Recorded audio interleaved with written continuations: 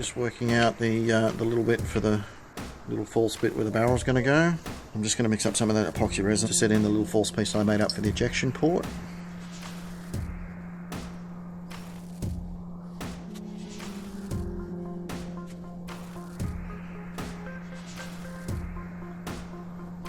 Got a little bit of working time to get this into place. It doesn't harden straight away. I'll leave that to set, and then I'll add a little bit more to backfill that. Then once that sets, it sets as hard as a rock, and I'll be able to move on with the other aspects of it. First thing I'm going to do is knock off this little high piece and work out the mounting so that the grip is set perfectly parallel to the barrel before I tap a couple of marks for where I'm going to put the holes. And then I should be able to tap some threads in there and put some screws in so that it sits in place. So now that I've got that tacked down temporarily, I can make sure that I've got my adjustment spot on as far as parallel is concerned, which means I'll be able to work on the internal components of the laser sight. I've got an old USB charge cable here that I'm using. It's fairly thin, but it's actually got 4 wires running through it. So whilst I only need 2 for the switch, it'll allow me to have a backup should anything go awry. So it looks like there's going to be enough of a gap there that I'll be able to run the wire down the side there without any issue. And I'm thinking with this notch that's out, I should be able to come straight up into the body of the tube, and that will both keep it fairly invisible, and it should also mean that I won't have to drill any additional holes in the back of anything.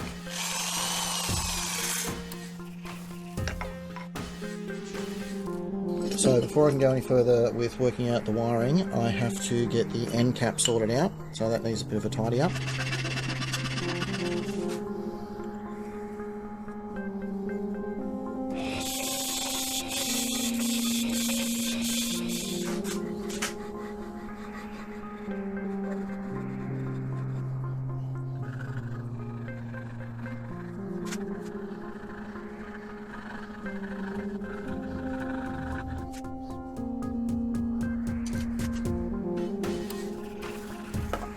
So rather than reinvent the wheel as far as the laser is concerned, what I've come up with is I've got a keychain, sort of just little pen laser, and what I need to do is extend that switch down to the handle so that I can install a little momentary switch in there. Now the way these work is that there's a stack of 3 batteries in there, a little spring down the bottom that sits on top of the diode, and the outer sheath itself provides the metal you need to actually close the circuit and have the laser come on.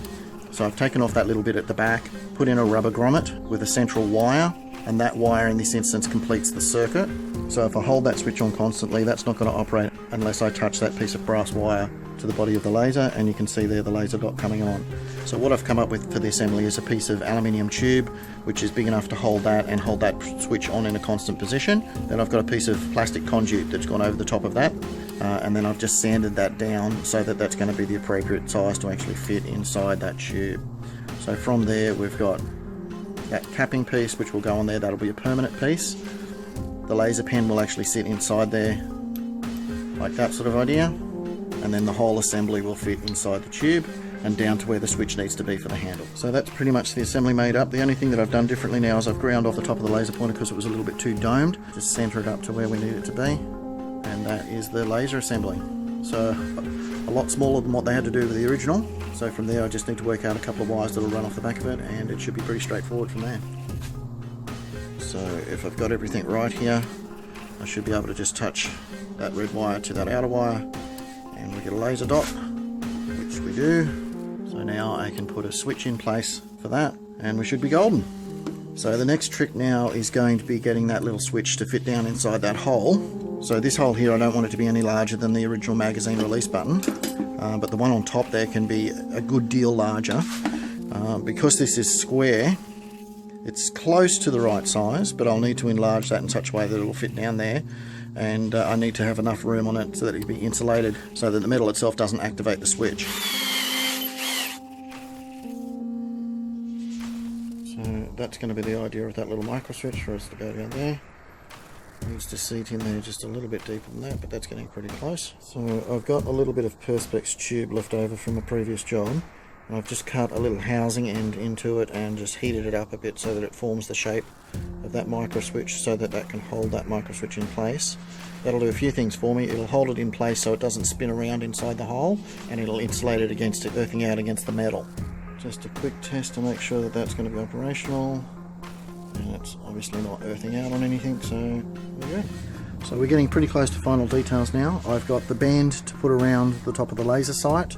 I've got the traditional rear sight that has to be cleaned up and mounted onto the top. I've got one detailed little piece that will sit in there, which again needs to be probably adjusted so that it sits in the right place. And I've got one final piece there that has to be made up as well.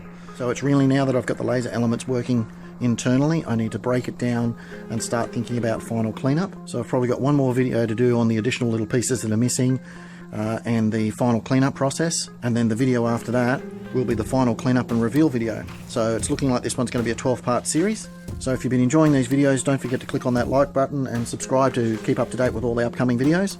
And if you'd like to help me out even further, you might consider checking out my Patreon page.